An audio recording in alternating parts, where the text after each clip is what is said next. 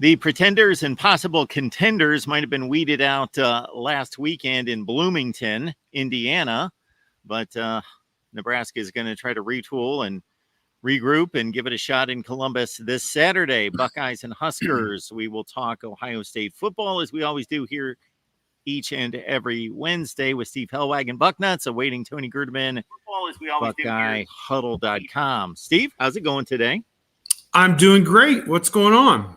Well, I just continue to try to hold together all the channels and the network and all the shows here on location as best I can.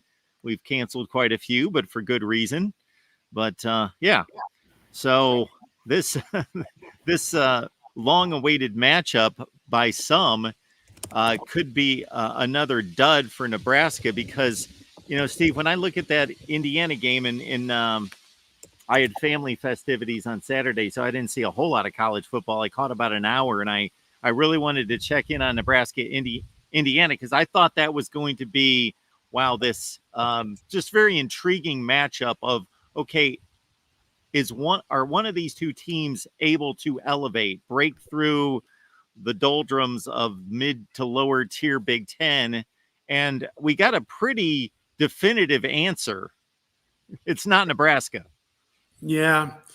I was actually in Phoenix last week. I think I did the show last Wednesday from Phoenix before I headed up to the Grand Canyon, and we actually headed out that day for Sedona and had a good time. Tony is saying he does not have a link for some reason. Okay. We'll get that to him. Maybe email or text him or whatever. I don't know. It's weird. But at any rate, so Saturday I was back at the hotel and the game started at 9 a.m. Pacific time in Phoenix. And so I rolled out of bed at about 9:03, got my slippers on, went out, plopped down in front of the couch, got my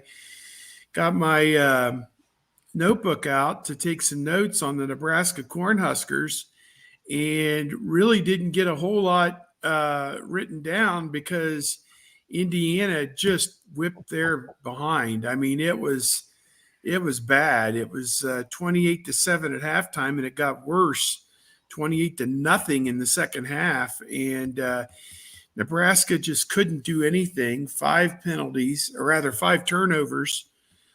for the game, 3 interceptions by the freshman phenom, Dylan Raiola. And, interesting when you think about him, he's a guy 2 or 3 years ago at the Ohio State camp. There was a moment he had all of his family there, his little brother, who also is an aspiring quarterback. Kirk Herbstreit's son was there. Ryan Day's son was there. Probably 2 or 3 top quarterback prospects were also there. And they all take this big, happy group photo, after the camp, in June. And Raiola is committed to Ohio State. And then he switched to Georgia, then ultimately ended up enrolling at Nebraska last winter because they needed a quarterback. And he's been pretty good. I mean, they're 5-2. He's been okay, but he was in with the varsity last Saturday, and it did not go well. He looked like the JV quarterback. And, what can we say? He throws the ball really well at times. I mean, he's got a strong arm.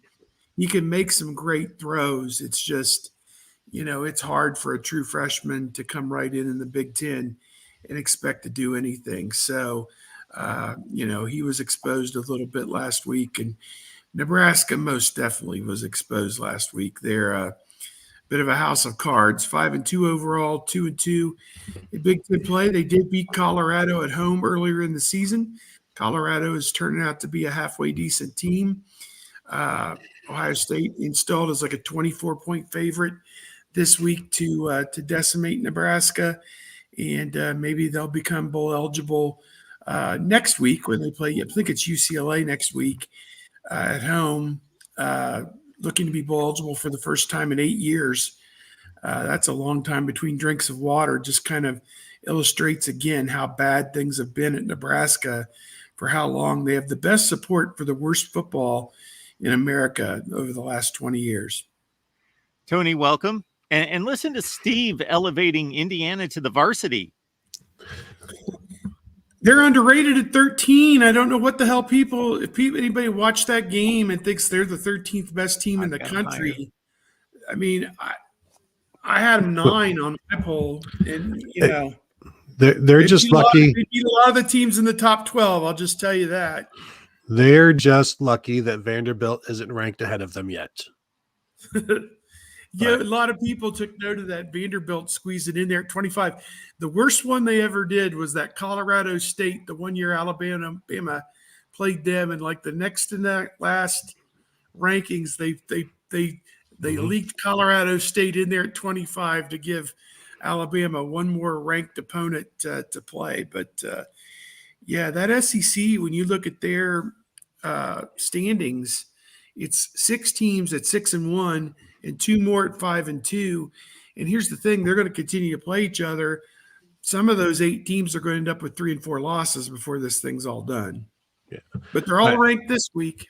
Well, and we always talk when we do our post college football playoff ranking show that and before they even do the rankings, you can always tell the narrative that the rankings committee wants to set by who are the 20 through 25, like who's 21 through 25, and are they propping up a particular conference with those rankings? And you'll start to see Alabama's got 6 ranked wins. It's like, well, 3 of them are for 23, 24, and 25. Like you're manipulating things there. But in terms of Nebraska, only 18 points a game in conference games. So I think that's the baseline of what to expect for them this week. Dylan Raiola. I gotta start getting away from the way it's pronounced for years at Ohio State to the way it's pronounced in the pronunciation guide of the game notes. Dylan Raiola. He's kind of gotten figured out in terms of what the defenses are doing, but he's still trying to figure out what he can and can't do. And he figured a lot. Well, he saw a lot of that last week. I don't know how much of it he's figured out, but he's got to be more careful. But also, they didn't sign him for him to be careful. They signed him to do what he's doing and then learn from it and grow from it. But you do have to grow from it. And will that growth be more of an off-season thing, or is it happening throughout the season? I think defensively, their numbers are skewed by what Indiana did to them, all of the turnovers and things like that. But they're giving up a lot of points and they're not scoring any. So this would seem to be a good opportunity for a get-right game for the Buckeyes. Well, Tony, I set this up for Steve this way. I was really looking forward to this Nebraska-Indiana game. I thought, okay, we're going to find out about one of these teams. And now I know we found out about one of them. I don't know if we found out about Indiana. Now I want to go see them play somebody else. But obviously what they're doing is remarkable. They're just if they were squeaking by in these games, I'd be waiting for them to fall off the cliff. But they're clearly dominating everyone. But on the Nebraska side, the Colorado win is looking better and better. But I don't know that they face Colorado at their best. I don't want to discount that win to a certain extent. But, of course, Colorado's messing around with the likes of Baylor and whomever else in the Big 12. So I don't want to overplay that win. But with Raiola, I think we can separate what is expected of a freshman quarterback and not being too critical, too unreasonable about an evaluation versus what does a team need to contend in the Big Ten at the top tiers. And it's way more than what he's delivering right now. At the end of the Illinois game, when they lost in overtime, they were clearly in control of that game. He was really bad in the fourth quarter in overtime. He against Rutgers, if Rutgers had any pulse, any offense, then they would have been in trouble. They win by a touchdown, 14-7. He goes 13 of 27. He was pretty bad in that game. I caught the throws. I caught the highlights. And then this past game, again, he's staring guys down. He had a bad pick in the red zone early in that game in which he just was focused in on one guy from the snap and was taken advantage of. So, yeah, to your point, is he going to develop and be a better quarterback in week 12, or is this something that's going to carry into next year for him to really be a guy. And I think Matt Rule, I'm not going to compare Matt Rule and Scott Frost in any way. I think he's such a better leader of a program, but the results are almost identical right now. Yeah, I really like Matt Rule as well, and it's maybe because of the conversations that you get to have with him at Big Ten Media Days, and Scott Frost was never really big on conversations. But I also think with the Raiola thing, it's a lot like a starting pitcher who is getting through the lineup a third time, and people have seen him now, and they know what the changeup looks like, and they know what the slider looks like, and things like that. And defenses know what Dylan Raiola is capable of, and what he does too much, what his tendencies are, and so they're taking advantage of those. And I know we've said it here before. I've said it here before, but going back to covering Terrell Pryor, and I think at that time somebody mentioned that a true freshman starting quarterback will lose you a game that you shouldn't lose. Maybe that was the Illinois game for Nebraska, when you look at his numbers, 24 of 35 for 297 yards, 3 touchdowns, and an interception.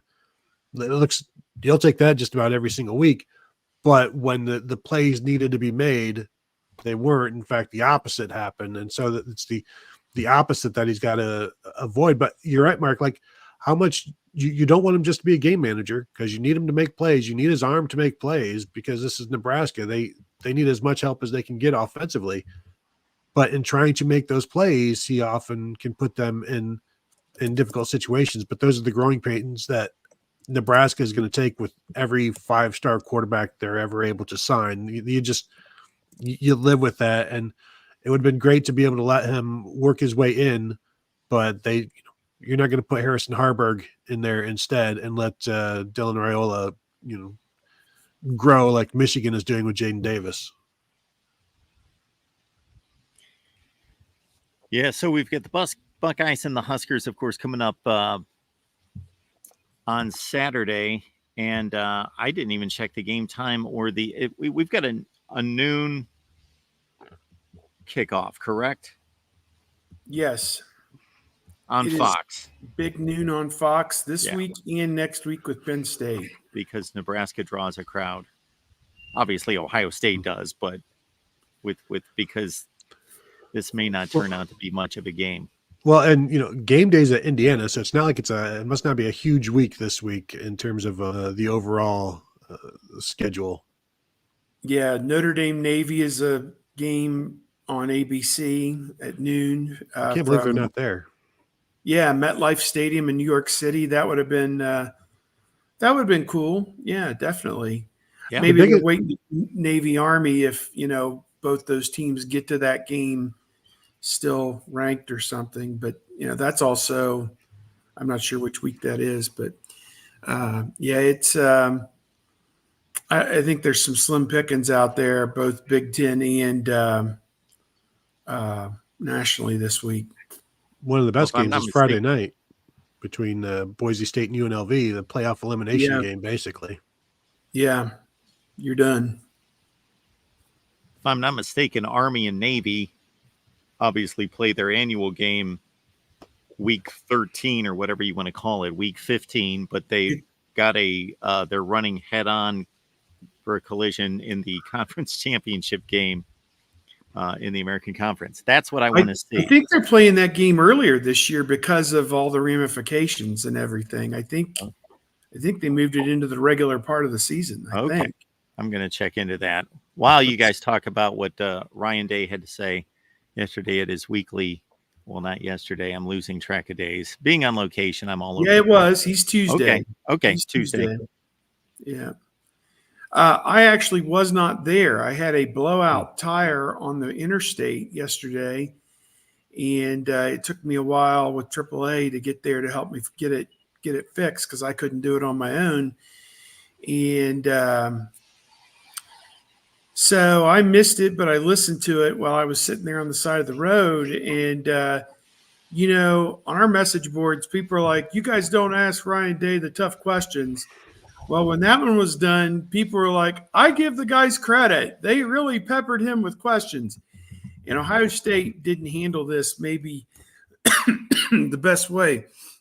that they could have. When they had the open week earlier in the year, after stomping Akron and Western Michigan, it was like, we'll make Ryan Day available and some players available, and we're going to do this, and we're going to do that, and we're going to do this, we're going to do that. And then as soon as the Oregon game ended, they were like, there will be no media next week. Forget it. They lost. We don't want to talk to you people, that type of thing.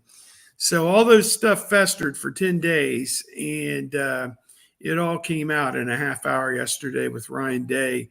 95% of the questions were about the defense, and 94% of those were about the pass rush and, what's wrong with it? Is it dysfunctional? Is there a breakdown between Larry Johnson and Jim Knowles? Is it antiquated, as Nick Saban alleged on the show last Saturday? What's wrong with Ohio State? And, taken in a vacuum, you'd say it's just one game, but, Ryan Day is now 2-6 in his career against national top 5 teams. And moreover, this week's game is about them getting their stuff straight and getting back on the right path going toward Penn State. One of two things is going to be true after the game next Saturday. Either James Franklin is going to be 1-10 all time against Ohio State with a loss, or Ryan Day is going to be 2-7 against top 5 teams in his career at Ohio State with a loss. And neither one of them wants that to happen. And so we are in for one hell of a matchup next week. And Ohio State's walking into a hornet's nest, I think, next week at Penn State. And unless they get their defense figured out, that could be a real nut crunch type game next week at Penn State. But, putting the cart before the horse, they did have a open week to work on some stuff. They have to install new left tackles, and Mahalski is now the left tackle because Josh Simmons is out for the year. Unfortunate. I was quoted as saying, and I still kind of believe this until proven otherwise, they can't win the national championship without Josh Simmons or somebody playing at that level at left tackle. So we'll see if that will be debunked beginning this Saturday. But, we'll go from there. But, yeah, a lot of the questions yesterday. Tony, you were there. I'll listen to more of what you got the vibe of being there in person. It seemed and felt like, he really wasn't defensive about it. He was trying to confront it head on that we've got problems and we got to get them fixed. And as I just laid out for you, if you don't get them fixed, this season's going to look a lot like the last 3. Yeah, and he's obviously trying to avoid that by being more involved with the defense than he's been at any point in this season, which always happens when the defense is going poorly. It happened in 2021 when Day needed to get more involved and express more of his vision on what he expected and wanted to see. Probably happened in 2020 as well, even though there's all kinds of crap going on that year. But now he's got more free time to do so because he's not calling plays and he's not coordinating the offense as much. So he can get more involved in the defense and tell them what he wants. And that's one of the questions was, so are you telling them what you want or are you listening? And he's like, a little bit of both. And what he doesn't want anymore is just 4 straight ahead rushers. You've got to do more than that, whether that's 5, whether that's twists, stunts, just better disguises, things like that. He doesn't want the offense to know what's coming from the defense. And, talking with a former player recently, telling me that basically it's really easy to pass block guys when essentially you have a pretty good idea that they're just going to continue to go straight ahead, not try to get inside. They're just going to continue to rush outside. It's a lot easier to handle when you can just continue to force them outside and carry them that way. And as long as they're going to continue doing that, then they're going to be easier to block. And Nick Saban saying that it's an antiquated defensive pass rush and Day being asked about it. And so, it's not working. So, he's right. And attacking that head on as well. And just basically promising that it's going to get fixed. Now, hollow words or not, we'll see. But if they want the same results, they'll just continue to do the same thing. If you want to try to find different results, you've got to do something different. And it doesn't need to be drastic. They're not going to a 3-4 or anything like that. But you don't have to be so predictable, so basic in terms of what the pass rush is. And you can scheme up good pass rush. And we saw that, not to bring Michigan into it, again, but Illinois sacked Michigan 5 times last week and chased Jack Tuttle even more than that. And you can scheme it up, and you've got the players you would think to handle any kind of disasters in the back end, which we can also talk about the possible absence of Lathan Ransom moving forward. But Day's not happy with the defense. He was not interested in joking around with anybody yesterday. And so it's I guess that's what fans would want to see right now, is that Ryan Day is a little bit angry right now, and that should lead to some better results. Because I'll just say this one last thing, Mark, because he said he doesn't believe it's the players. They don't believe it's the players, so it's the coaching in the scheme, and that's what needs to be addressed, and that's what they're addressing. Yeah, so I was going to ask about Ransom's status, as best we know. Well, so Ryan Day initially started talking about Josh Simmons and how he's out for the season. And then I asked, can you confirm the rumors that Lathan Ransom is injured? And he said, I'm not going to talk about any further injury news or anything like that. So he didn't address that. He could have just said, no, he's fine, but he didn't. And so that's kind of maybe a non-confirmation confirmation. And then when he was asked, so, what's the depth at safety look like? And he mentioned freshman Jalen McClain, sophomore Malik Hartford. Then it was asked, could Jordan Hancock or Lorenzo Styles move from nickel to safety? And it's like, yeah, they've got the flexibility to do that. So they've got some options if need be. And honestly, it sounds like need be, or else he would have denied it. But the fact that everybody that covers this team pretty much has been told something happened, it sure seems like something has happened. And no, I don't have any information on severity or length of time, but at this point, I think anybody that covers the team, it would be surprised to see Lathan Ransom out there, and there's no confirmation from Ohio State on that, though. Folks, online, go ahead, Steve. Yeah, I think if he was healthy, he would have just said, no, he's fine. He'll be with us this week. I guess after practice today, he'll be asked, did Lathan Ransom practice? That's usually what the question is on Wednesday night. And generally, he's pretty forthright with that, what that looks like. So if he doesn't play, what do you do? Is it Malik Hartford, Jalen McClain? Is it Jordan Hancock moves to safety? Lorenzo Styles Jr.? What does that look like? So, again, like with the tackle situation with Mahalski, they've got a lot of options. They've just got to sort through them and figure it out. Yeah, I think the good news with Zen Mahalski is that was the plan last week, and it's still the plan this week, which means it hasn't been a disaster in practice. It may not have been. It's certainly not ideal, but the fact that they're still going with him tells me that he's been okay in practice, which gives you a little bit of hope. Folks, I take your calls post-game, meaning post-game after the primetime games on Thursday, Friday, and Saturday night. That's over on the main channel. And then Sunday at 11 a.m. Eastern time, we've got an Ohio State call-in show that you can join JR Mondays at 9 p.m. Eastern time. I did not hear the exact comments. I just saw social media posts about Will Howard talking about running through that final play against Oregon over and over and over in his mind. Like many things that can be interpreted one of two ways. Either this is the mark of for lack of a better term off the top of my head, somebody who's just anal focused on just, I want to be the best. We need to address every detail. The Peyton Mannings of the world that are so good at what they do because of the attention to detail, the obsession with being great.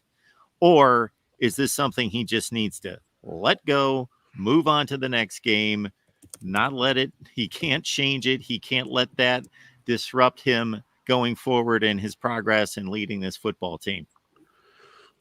Yeah, I think it's both, because there's been no game to move on to until now.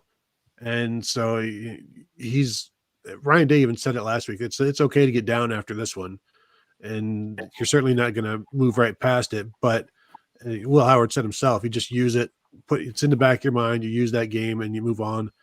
And then, basically, what would you have, when asked, like, what should you have done? What would you have done differently? He said, just get down earlier, 1 second earlier. I mean, we're talking about a game of inches, a game of literally seconds.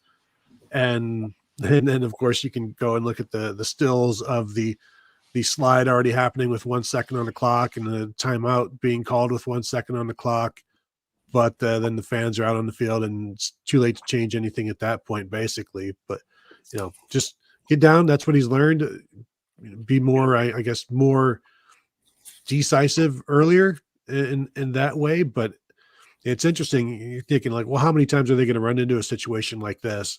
They practiced it several times this week as well, just in dealing. Okay, now how are we going to handle it? Because when you're expecting to play in as many close games as Ohio State is down the stretch, it's very unlikely that this is the last situation they run into like this. Even at the end of the first half, they're going to run into this again. So you better be ready for it.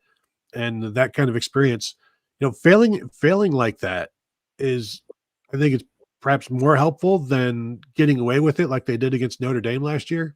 And then you see how that maybe backfired and didn't seem to help them against Michigan down in that last drive. Yeah, I think the post-mortem from that last drive, if you go back and watch it, things kind of went awry from the start. I think they had like a minute 40 to go, something like that, and one timeout. So they had all the time in the world to go down the field. But they lost 18 seconds on the first play when he slipped and fell down. And, everything kind of went off kilter in that moment because it took him 2 plays to recoup all that yardage and get the next first down. To Howard's credit, he was able to do that. He came right back and got the first down and kept the drive going. But, you never want to start out by going backwards. And I think that it was 18 seconds from the time he went down until they ran the second down play. And they'd lost 9 yards, so all of a sudden your 140 became 120 and you have an extra 10 yards you have to go. So that was not a good beginning. Then toward the end, obviously they hit the pass play to Abuka to get to the 28-yard line. And on the next play, I think Smith gets flagged for the pass interference penalty. And they get back up 15 yards. I mean, man, oh man, that's terrible because you're out of field goal range where you were on the edge of field goal range, theoretically. You think fielding's good from 45 probably and in. He's probably an 80% guy. Outside of that, it goes down closer to 50, 60% probably. So, you lose all those yards. But the other thing was, I think, and again, the end of the game timing rules to me are so confusing. I always thought after a penalty, the clock stopped, but I guess because Smith caught the pass and was down in bounds and the official on that side was winding his arm, I mean, they stopped the clock, did the penalty, moved it back. I don't think Ohio State was aware that when the referee went to the ready to play and started the play clock, he also wound the game clock, and 7 seconds from 22 down to 15 went off, before they ran the play. I think in that instance, the referee should communicate directly to the head coach, not on the speaker, but directly to the head coach. When I blow this ready for play, the game clock is going to roll, because I don't think Ohio State figured or knew that was going to happen, because they let 7 seconds go off right there, before they ran that play. And that was critical. And then, Oregon has obviously admitted that they snuck an extra defender onto the field with 10 seconds to go to defend that pass play, which was incomplete, and left Ohio State with 6 seconds to go at the 38-yard line roughly. And then, as we know, the final play was supposed to be a pass down the right sideline. I think they flooded that sideline with different layers of receivers, probably in 8 or 10-yard intervals, where he could pick and choose whichever one he could get it into. Well, they brought a rusher off that edge that was right here, apparently, and he wasn't able to make that go. So he takes off running, and, he gets down I timed it. I thought it was like 5.5 seconds. I don't know. But again, the joke's on you. You can't let the game come down to the last second and hope that the fickle finger of fate is going to rule in your favor, because in that instance it didn't. And there was no review. I've seen cases where they've kicked 1,000 people off the field to run one more play. It's very rare when that happens, but they were their own worst enemy in this game. My God, worst defensive effort back to, we covered this last week, 22 against Michigan. I had PTSD watching this game, thinking back about, all the chunk plays, and Oregon didn't even have their signals. So, it was like, this was straight on the up and up. So, and it exposed Ohio State's defense for what it is, I suppose. But end of game got away from them. End of game ended up with one timeout remaining. They would have been ahead once the guy wound the clock after the pass interference to call timeout.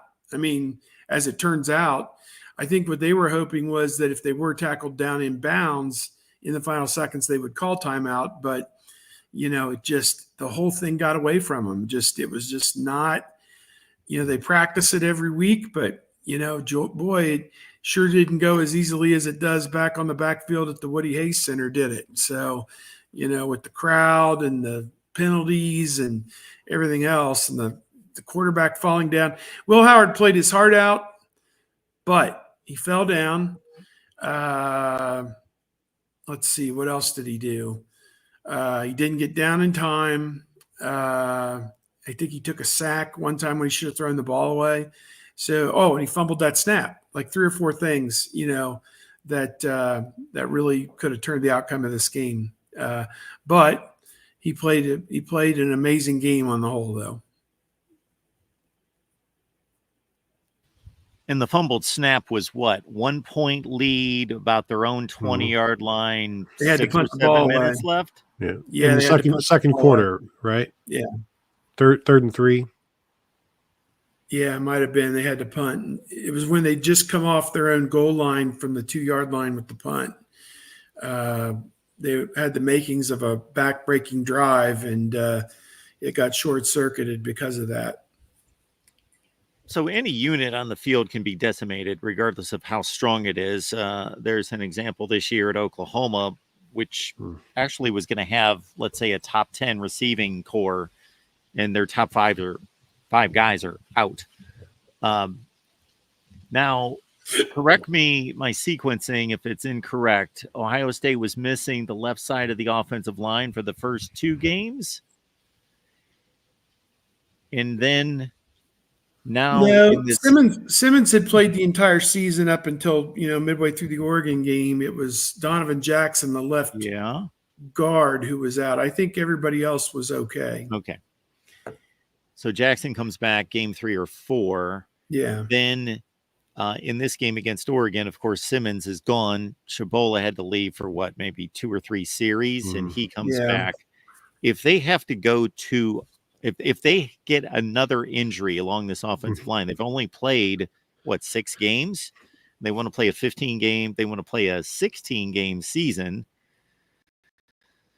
If they lose someone else, now obviously it depends on who it is, but when they have to go another notch deep on the bench, where's the confidence level? Well, and that's that. If it's Seth McLaughlin, you've got last year's starting center waiting in the wings. If it's a guard, you've got Austin Seerveld, who has played a lot. If it's a tackle, you're probably putting Donovan Jackson or Seerveld out there. So, do they want to do it? No. Is it have there been worse situations for Ohio State on the offensive line? Yes, in terms of what they have behind them. They've already lost. I'd say the Simmons and Seth McLaughlin would be the 2 guys you don't want to lose. They've lost one of those guys, but they're they're deeper in the immediacy than they've been in the past in terms of guys who have played and guys they feel good about. I think you lose another tackle, and then you get even more concerned for just the amount of pass rushing that's going to come down the road. And so somebody's going to be out there playing that probably doesn't play the position normally. They'll talk about George Fitzpatrick at tackle or something like that, but they like going with their 5 best unless the backup left tackle is not one of those 5 best. And this is the most seamless way to make the offensive line go right now. So that's what they want to have happen. But yeah, don't lose another one. I just my little bit of a suggestion there. Folks, we appreciate you being here at the Voice of College Football. We get together every Wednesday to talk Buckeyes, Ohio State, Nebraska this week. And again, it's every Wednesday at 11 a.m. Eastern time. You can catch me post-game Thursday, Friday, Saturday night after the ball games on the main channel, and then Sunday at 11 a.m. Eastern time. And you can catch Tony at BuckeyeHuddle.com and, of course, the Buckeye Weekly podcast. What's going on over there this week, Tony? Yeah, I dropped a new episode yesterday after talking with Ryan Day and Will Howard and going over what they had to say and discussing the defense and Day's mood overall with the defense and his involvement in making changes, and then also kind of wrote about that and what he had to say about that. So you can find that at BuckeyeHuddle.com. And then Buckeye Weekly is wherever podcasts are sold, also on YouTube as well, youtube.com/BuckeyeHuddle. Steve, what's the story at Bucknuts this week? Well, I am just kind of easing my way back into it, and going to have a big Nebraska preview later today, wrestling with that big spread of 24 points, kind of thinking in that 42-14 realm. But, I think Nebraska, I don't know what to make of it. Nebraska would really, I think, have to turn it over a few times to make it that bad. But I don't know. We'll see. It's going to be this week and next week are two big games. Obviously, Nebraska, Penn State back to back.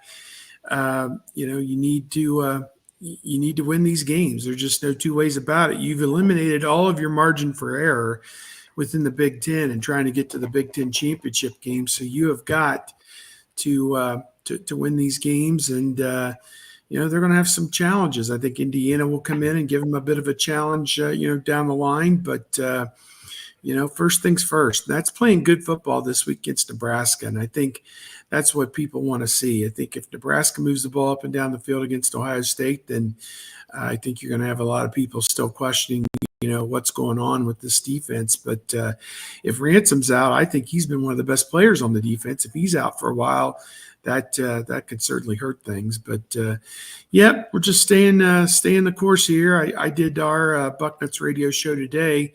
Dave Biddle and Patrick Murphy and myself, and the three of us are also on after every game with what we learned live after every game, and usually that's a lot of fun too. So just more of the same in a new week. Just looking forward to seeing this team get back to action this week. Guys, I'm fascinated by these conference races without divisions, because say what you will about divisions, especially living in the Big Ten over the last 10 years, where the best team in the conference plays the 5th best team in the conference, maybe.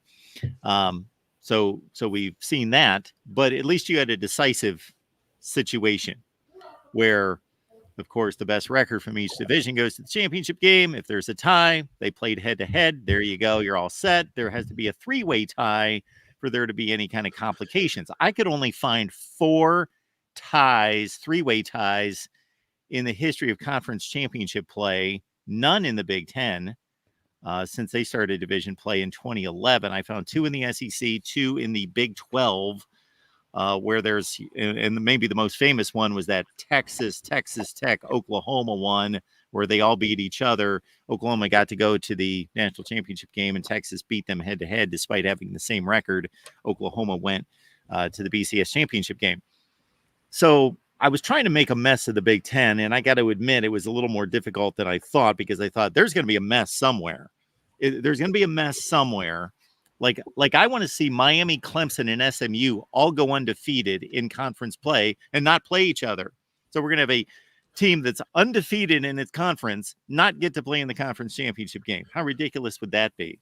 But in the Big Ten, it obviously can get messy, but I'm not going to be predicting Nebraska to beat Ohio State and such things, because if Ohio State runs the table, Penn State and Indiana run the table other than the Ohio State game, then it creates a three-way tie for second place, but Ohio State is the obvious tiebreaker over both of them because they would have won the games. And then even if Oregon drops a game and it's a four-way tie for first place, it's still a clear-cut Oregon beat Ohio State beat the other two, and you got your championship game. So it may not happen this year, but I am fascinated by these conference scenarios that there's going to be a log jam somewhere, and it may not be the Big Ten, but we're going to see it.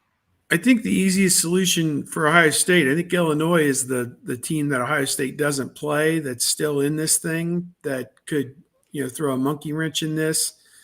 At Oregon this week. Yeah. Yeah. So they're going to get their second loss, theoretically this week, and that would take care of that. So if Ohio State wins out, then they would be the only, one-loss team or tied with Oregon if Oregon were to lose a game. Let me just double check that. I knew, Steve, Wisconsin, there was a scenario. Wisconsin is right there too. They need Wisconsin to lose because they don't play Wisconsin. So it's Wisconsin and Illinois are the two. If Ohio State wins out and Illinois and Wisconsin lose, then Ohio State goes. So that's the scenario, Steve, that I thought of a few days ago that I forgot to bring up. There you go. Illinois upsets Oregon. Mm-hmm. You get a 5-way tie. Yeah, I would. Go ahead, Steve. I want to caution one thing. If Oregon does lose and it creates a multi-team tie with one loss, I don't think what I said is correct because there is some kind of convoluted tiebreaker about comparing the records of the teams that you played in the conference to separate teams that didn't play each other. So if it's Indiana, okay, let's say it's Oregon, Wisconsin. Oh, hell, let's just say it's Oregon, Indiana, Penn State, and Ohio State, whatever it is. Ohio State may not be guaranteed because if the records of the teams that they played are the worst of the four, then they're not in the top two. They may not go to the championship game. So it's some kind of convoluted thing. I don't know. Yeah, like I wrote a little bit about this with the scenario of if Illinois were to win this week at Oregon and all 5 of those teams finish with one loss, basically Ohio State would be the first team in because you do all of the head-to-heads and everybody's beating each other, but then it's your record against all of the teams in this tiebreaker scenario, the winning percentage. And Ohio State's winning percentage would be 667, and 2-1. Yeah. Oregon would be 500, and there'd be a couple of other 500s. Indiana would be like 0 or something like that. So Ohio State would get in, and then they'd figure it out between Oregon and whoever else. Now, Mark, in your scenario with the ACC, I don't know how torn up SMU would be about being left out of the conference championship game. I don't know how torn up teams are going to be about that now, because you're getting in at 12-0, so you're going to be in. They'd be 11-1. Well, yeah. So in that scenario, here's my other thing with this playoff. If SMU is 11-1 and they don't make it, they should not jump whoever else is in the conference championship game, other than the fact that they didn't get to play them. So, yeah, we're going to be on we've got a media call, pretend type of thing with the CFP next Wednesday at noon. So I'll have to leave a few minutes earlier, but I'm interested in going through some of those scenarios, talking things like that out. And we've seen over the years, the committee says whatever they want. And there's no, well, you said this last week, so why doesn't this apply this week? And it's like, well, this is because I said so. Right. This I tell my 4-year-old, because I said so. Yeah. And so there's going to be an awful lot of that, and even more of that because the conference championship is no longer like a data point, but I still think making the conference championship game should be.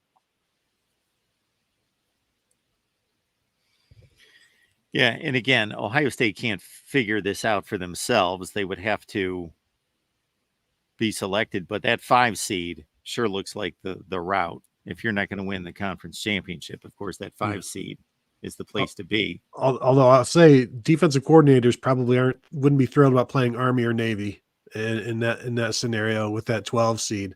But then you get Iowa State or Kansas State or BYU in the next round. So you'll be okay as long as you don't lose too many defensive tackles getting cut blocks against the option teams and then the next week. But yeah, that's that. I think there's going to be that might be the in vogue place to be after the season, and people see how it goes, because that's also probably going to be a top 3 team getting that number 5 seed, because it's going to be the second place team of the best conference or the second best conference, something like that. Exactly. And they'll be favored all the way until I don't know, the semifinals maybe. I'd be willing to say that after 10 years of this playoff, that 70 to 80% of these championships are going to be won by the 1, 2, and the 5 seeds. Yep, I would think so. More 6s than 3s and 4s too, probably. Yeah. Yep. Absolutely. All right. Anything else on this one? I don't see anything else in the chat. Anything on the recruiting trail? It's mighty silent these days. It is very silent. Across college football, not just at Ohio State. What do you guys make of these early season opt-outs? What was the latest one I heard? DJ Uiagalelei. Here's my thing. The portal is not open right now. So I don't understand how players are hearing from teams. How is that possible? Like, I understand you say I'm going to enter the portal, so I'm not playing anymore. How can teams contact you if there's no portal opening? I don't understand that, because we're seeing reports of this team has contacted this team and then this player and that player. Like, how? I don't understand that one. I haven't looked into it enough, but that just seems like you have not left your team. You're just not playing, right? So if you're still in school, how are you being contacted? I don't know. I might be wrong about that one though, but yeah, it's all back channels, I'm sure. High school coach or third uncle, or right. But why is there reporting on it? Like, why are you telling people that? Why is somebody telling Pete Nakos at On 3 like, hey, this is who I'm hearing from? Unbelievable. It's this week's sign that the apocalypse is upon us. I mean, I had one today, a kid, this is involving basketball, who had a list of 4 schools that he's, quote, down to. And the guy that I spoke with said that he didn't think he could commit to any of them at this point, that he's probably overplayed his hand in terms of NIL demands, and has gotten some really bad advice. So this is where we're at right now, is that, schools are actually, maybe in this kid's regard, backing away because of the demands are too much, and maybe they overplayed their hand a little bit in playing one school off against another. I don't know. But we're going to have a collusion case, just like Major League Baseball, where, they all got together and decided that, they weren't going to pay me the $1 million, that every other kid gets, just what a mess. Dave Kingman back in the day won a collusion case. Collusion. I did a poor hosting job here because I wanted to go the next layer on this Big Ten discussion. So we looked at the top of the conference, but I'm fascinated by this entire conference. I really am. Crazy. I do it's power crazy. rankings every week. It is crazy. If you want to call Indiana legitimate, we'll find out about them, but they've done all the right things to date. They make it 4 deep, I guess, at the elite level, if that's what you want to call it. And really, I think Ohio State and Oregon are in their own class, but Penn State will have something to say about that. And then, we just saw Michigan State beat Iowa. Iowa was always good for, we know that they're going to beat every bad team in the Big Ten by a field goal to 7 points. Just mark it down. But that went away last weekend. Absolutely. UCLA's playing a little bit better. Purdue took Illinois to overtime. I was hoping UCLA got the chance to build off the Minnesota game where they almost pulled off the upset, followed that up. They go to Rutgers, they win 3 time zones away, where unfortunately Purdue couldn't follow up their big effort against Illinois by playing somebody reasonable that they could possibly build off that. After that freshman threw for 300 and ran for 100 against Illinois, Ryan Brown, they ran into a buzzsaw. But yeah, this Big Ten, I don't know where to rank these teams. USC, who else in this conference could beat LSU and take Penn State to overtime? But they're 1-4. I saw some crazy stats and I don't have them on hand, about Lincoln Riley and how I think it's over the last 20 years, only 2 teams have led in the fourth quarter of all of their games and had a what kind of record do they have now? 3-4 record. 3-4. Yeah. So the other team was like a 2011 Utah State. They've led in the fourth quarter of every game this year and lost 4 of them. And that is, when he was asked about it, he's like, "Yeah, I don't have a explanation for that." And it's like, well, you might want to get one, but it's amazing that you can do that. And honestly, like I don't think the Big Ten is all that tough, but I guess you're seeing it's more difficult than the Pac-12 has been. Maybe it's just more physical, and if you're not ready for that, it can wear on you. No doubt. I do think, Mark, with your power rankings and your ratings, where do you see this Michigan State game this weekend? Because 2 months ago, this was never going to be a loss for Michigan. Now it's like, boy, oh boy, if Aiden Childs doesn't give that game away, the Spartans are going to win. I gave up on power rankings from the standpoint of how much of it's resume versus how much of it is on down the line. I gave up on that because my top 25 is just strictly a resume, where I just said, you know what, power rankings, I'm just going to tell you who in my opinion, 18 best teams are, 1 through 18, and I don't have to defend it because, for example, I got USC as the 7th best team in the conference, which I truly believe that's about right, but they're not posting the results to back it up. But yeah, Michigan State, we got to remember that, I have other shows where I had co-hosts saying that, Michigan State's crap, they suck. Well, they played 2 elite teams. That was their Big Ten resume, and going to Maryland and winning as a 10-point underdog against the Maryland team that, again, who knows, they look like they were the worst team in the conference up until the last weekend, until the 90 seconds to play against USC. So yeah, that's going to be a fun one because Michigan, I tried to catch up on my football the last couple nights, late night, from missing just about everything over the weekend. I don't fall asleep during football games, and I could not stay awake watching Michigan's offense. I kept falling asleep during that game. Could not make it through the game. It was about halfway through the third quarter. It was already the final score midway through the third quarter. So I thought, I've seen it all. I'm just going to watch Michigan, gain like 8 yards after 3 plays and punt the rest of the game. So I don't need to watch the rest of this. Yeah.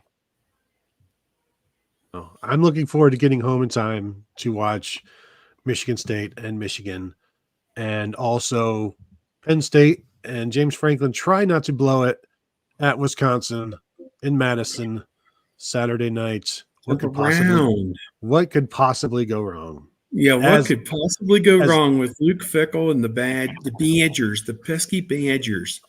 As everybody waits for Ohio State and Penn State to meet in a top 5 matchup the following week.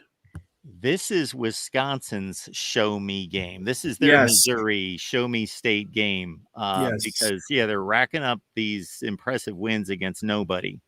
So let's see what they've got. No doubt. All right. Good stuff here at the Voice of College Football. Appreciate y'all being here as always. Catch up with Tony on Buckeye Huddle That's BuckeyeHuddle.com. And, of course, the Buckeye Weekly Podcast. And, of course, with Steve, it's Bucknuts.com, 247 Sports. All right, guys. Yep. Enjoy Take care. the game. And we will see you back here next week. Yep. Will do.